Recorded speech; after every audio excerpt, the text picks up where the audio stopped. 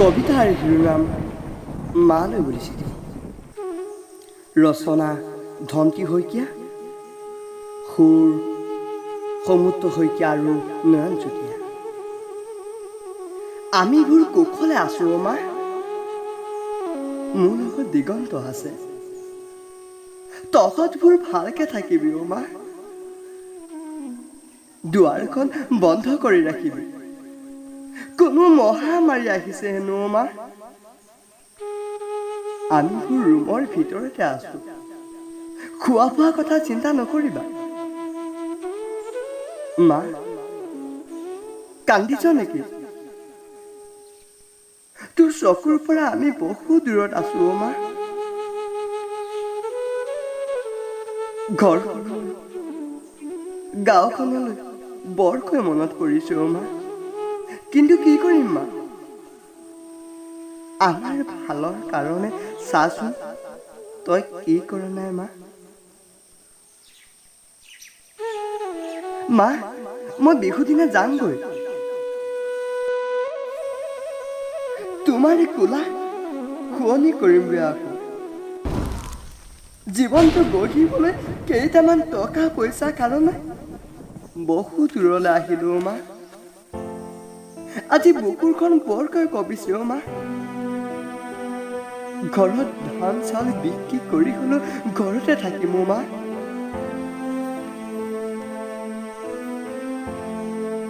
ঘৰৰে কাষতে হাজিৰা কৰি হলেও নিমখ ভাত খাই জীয়াই থাকিব পাৰিম মা।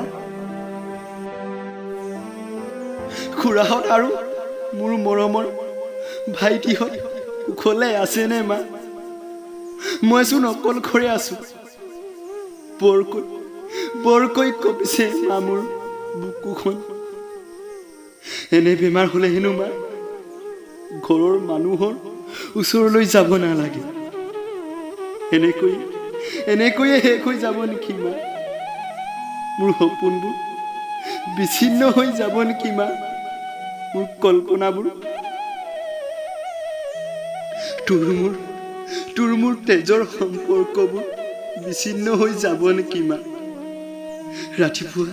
ৰাতিপুৱা শুই উঠি গোহালিৰ পৰা গৰুহাল লৈ যোৱা মোৰ বৰকৈ মনত পৰিছে মা।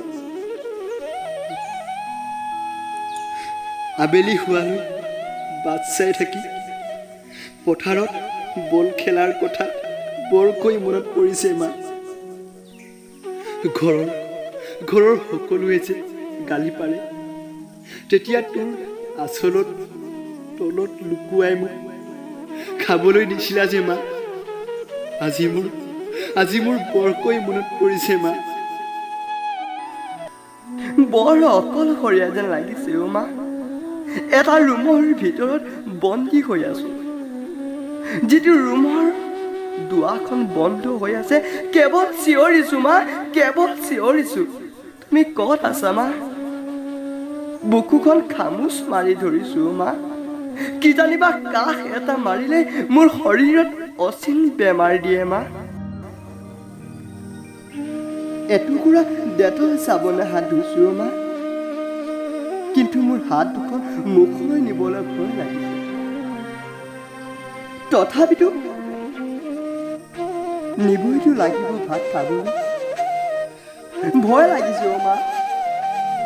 আৰু দুদিনমানৰ পাছত খোৱা বোৱাবোৰ হেৰাই যাব মা। তথাপিতো মা জীয়াই থাকিব লাগিব তোমাৰ মুখনি চাবলৈ। কিন্তু কি কৰিম মা, যাবলৈ নোৱাৰো মা। কিন্তু বা মোৰ ঘৰখনৰ কাৰণে আৰু গাঁওখনৰ কাৰণে, ওচৰ চুবুৰীয়া মানুহৰ কাৰণে বৰকৈ মনত পৰিছে মা। মই গ'লে যদি সকলোবোৰ শেষ হৈ যায়, সকলোবোৰ কি হ'ব মা? চাচোন এবাৰ মোৰ ভাগ্য কি? মোৰ যদি মহামাৰীৰ মৃত্যু হয়, তইতো নকৰিবি মা। কাৰণ ভগৱানে মোক সিমানলৈকেহে ৰাখিছে মা। যদিও মই বাচি যাওঁ মা, তোৰ কোলাত শুৱনি কৰিমগৈ। নিশ্চয় যাম মা, নিশ্চয় যাম।